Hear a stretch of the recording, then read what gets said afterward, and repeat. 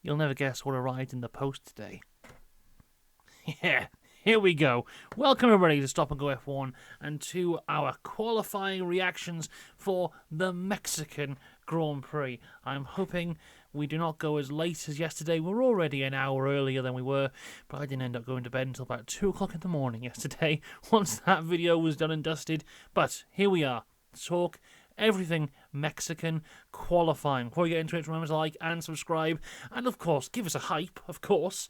Also, huge shout out to the members: Dakota the Joyce, James Ryan Myers, Simon Strudel, Michael Johnson, Mr. Eurovision 1986, Philip Deganzik, No Edam on Sandwiches, Sarah Jowett, and Andy Jones. If you want to become a member, click the link down in the description down below. But we are going to look through all things qualifying right now, starting with Q1.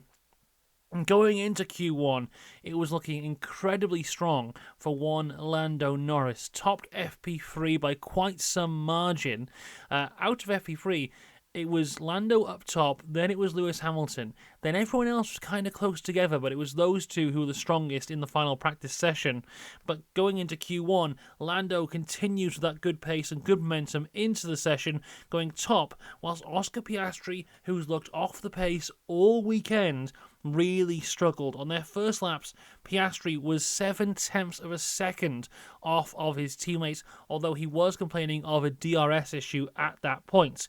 Verstappen's first lap looked real scrappy. There's that part in Sector 2 where it's the quick left, right, left section, and literally I think every lap apart from one that he did in qualifying, he had a snap of oversteer at the exact same corner every single time, and that was costing him about a tenth and a half, and surprise, surprise, at this point, he was about a tenth and a half off of Lando Norris. This continued all the way through qualifying for him. George Russell showed some good pace early on, going P2 by 0.047. Then we see some big track evolution here as Ollie Behrman briefly goes top, but then Lando Norris takes it back by 2/10 of a second.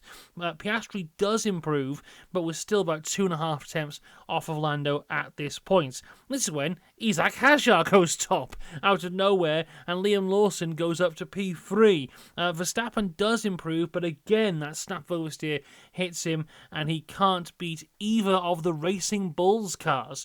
But it was good enough to go through, and at the end of Q1, we have 5 cars out of it.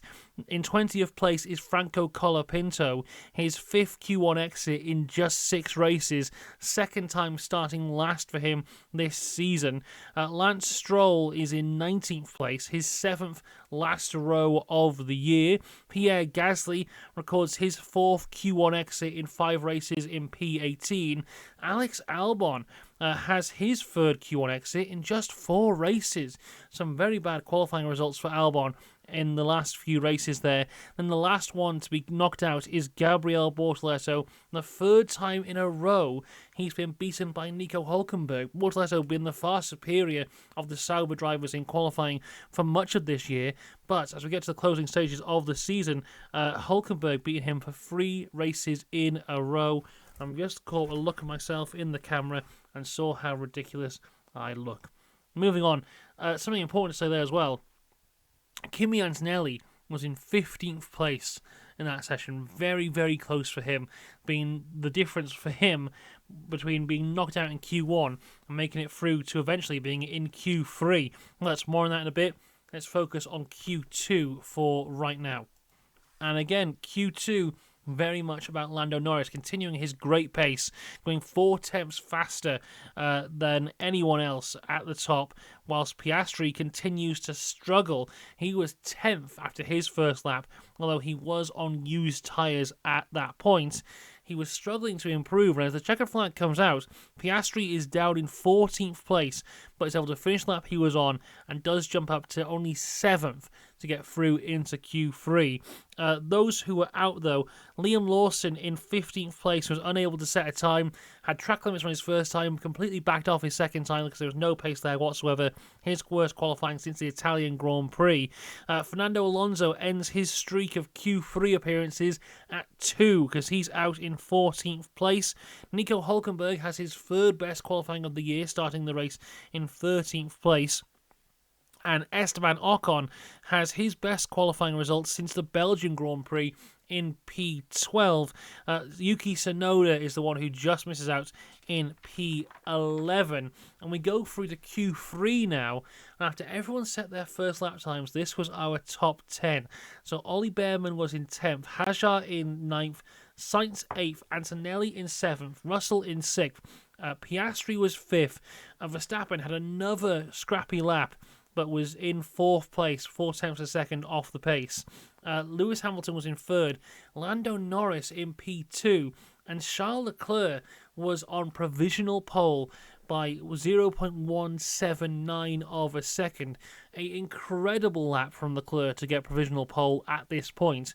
0.7 of a second faster than his Q2 time. A wonderful job for him to find that time there.